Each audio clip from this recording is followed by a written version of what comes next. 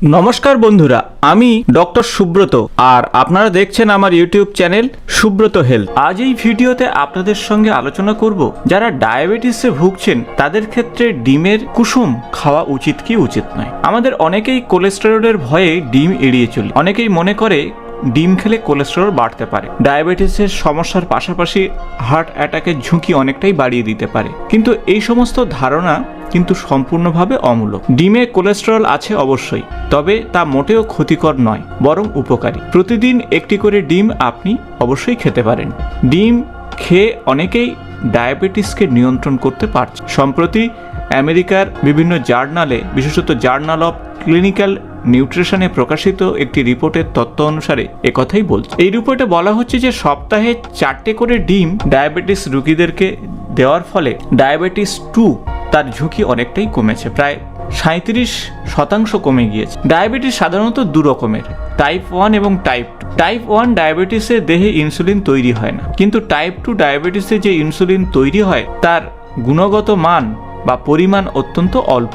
আর পৃথিবীতে প্রায় 95 থেকে 98% হচ্ছে টাইপ 2 ডায়াবেটিস। গবেষণায় দেখা গেছে যে কোলেস্টেরল ছাড়াও ডিমে বেশ কিছু পুষ্টি উপাদান রয়েছে যা শর্করা বিপাকে সহায়তা করে, যে কারণে টাইপ 2 ডায়াবেটিসের প্রবণতা কমাতে পারে কিন্তু ডিমের কুসুম। সম্প্রতি একটি গবেষণায় টাইপ 2 ডায়াবেটিসের স্মৃতিশক্তি হ্রাসের একটা বিষয় চলে আসে, কিন্তু নিয়মিত ডিম খেলে স্মৃতিশক্তির এই সমস্যাটা অনেকটাই কমতে পারে। টাইপ 2 ডায়াবেটিস হওয়ার 2 বছরের মধ্যেই মস্তিষ্কে নিয়মিত রক্ত প্রবাহ কমতে থাকে এবং নেতিবাচক পরিবর্তনগুলো আসতে পারে। বিশেষত ব্যক্তির চারিত্রিক পরিবর্তন, দৈনন্দিন কাজের যে দক্ষতা তার উপরে প্রভাব পড়ে। কিন্তু নিয়মিত আপনারা যদি ডিমের সাদা অংশের পাশাপাশি হলুদ অংশটা খান, সেক্ষেত্রে অত্যন্ত গুরুত্বপূর্ণ প্রভাব আসবে। বিশেষত হলুদ অংশের মধ্যে প্রায় 48% জল রয়েছে এবং 17.5% প্রোটিন রয়েছে এবং 32.5% ফ্যাট রয়েছে, 2% খনিজ পদার্থ রয়েছে।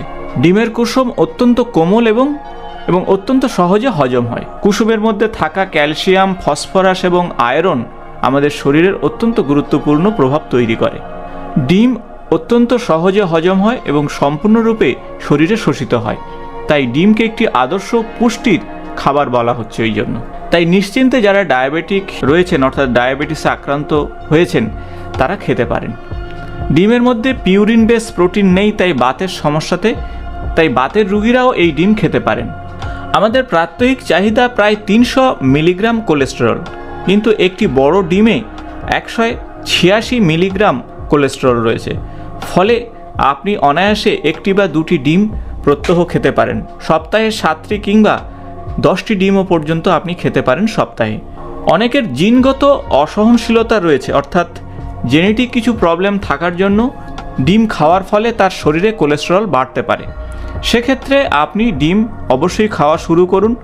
1 মাস পরে আপনি আপনার রক্তের কোলেস্টেরলটা অবশ্যই পরীক্ষা করে দেখে নিন।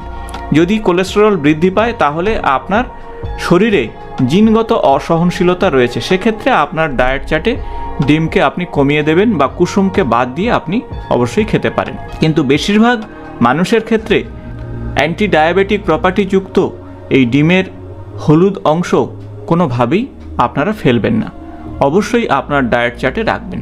কারণ ডিম হলো পাওয়ার হাউস বা নিউট্রিয়েন্টস, অর্থাৎ পুষ্টির শক্তিঘর। প্রাণীজ প্রোটিনের মধ্যে ডিম হলো আদর্শ।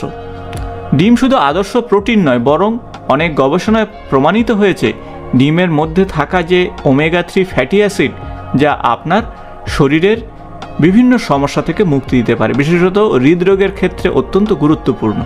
একটি বড় ডিমের যে নিউট্রিয়েন্টস রয়েছে বা পুষ্টি উপাদান রয়েছে, তার মধ্যে vitamin B6, B12, riboflavin, folic acid, iron, protein, calcium, magnesium এবং ভিটামিন, যা অত্যন্ত শরীরের ক্ষেত্রে উপযোগী। এবং একটা ডিম থেকে 70 থেকে 72 কিলো ক্যালোরি শক্তি পাওয়া যেতে পারে, যা পেশি শক্তি গঠনের ক্ষেত্রে এবং যারা কম কার্বোহাইড্রেট খায় তাদের ক্ষেত্রে অত্যন্ত গুরুত্বপূর্ণ। তাই একটি সিদ্ধ ডিম কুসুম সহ প্রোটিনের উৎস হিসাবে গ্রহণ করতে পারেন, যেটি আপনার ওজন কমাতেও সাহায্য করবে, হৃদরোগের ঝুঁকিকে অনেকটাই কমিয়ে দেবে। টেস্টোস্টেরন হরমোনের জন্য কোলেস্টেরল অত্যন্ত জরুরি আমাদের শরীরের ক্ষেত্রে। বেশ কিছু গবেষণায় দেখা গেছে যে ডিমের কুসুম বরং রক্তের খারাপ চর্বি অর্থাৎ ফ্যাট বা LDL কমাতেও ভালো কাজ করে, ভালো কোলেস্টেরল বা এইচডিএল বাড়াতে সাহায্য করে। তাই হার্টের সঙ্গে যেমন সম্বন্ধযুক্ত, ঠিক পাশাপাশি ডায়াবেটিসের সঙ্গেও সম্বন্ধযুক্ত হলো ডিমের কুসুম।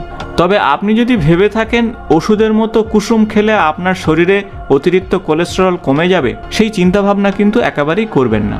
জীবনযাত্রার পরিবর্তন, ক্যালোরির নিয়ন্ত্রণ, সম্পৃক্ত চর্বি বর্জন, সেই সাথে দৈনিক হাঁটা, ব্যায়াম, ট্রান্সফ্যাট বর্জন করা এবং শাকসবজি সঠিকভাবে খাওয়া দাওয়া, এগুলো সব কিছু মিলিয়ে মিশিয়েই কিন্তু আপনার শরীরে কোলেস্টেরলের মাত্রাকে নিয়ন্ত্রণ করতে সাহায্য করে। তবে এটা ঠিক যে ডিমের কোলেস্টেরল খুব সামান্য, তবে ডিমকে বেশি তেল দিয়ে যদি আপনি ভাজতে শুরু করেন এবং সেই সঙ্গে তার মধ্যে যদি কোনো মাখন মিশিয়ে খান, তাহলে আপনার হৃদরোগের পরিমাণ তো বাড়বেই।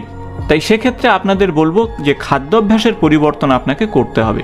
ডিমকে সিদ্ধ করে খান, বেশি তেল মশলাযুক্ত না করে খাওয়াটাই বাঞ্ছনীয়। আর তবেই আপনার ডিমের সঠিক পুষ্টিগুণ আপনার শরীরকে সুস্থ রাখতে সাহায্য করবে।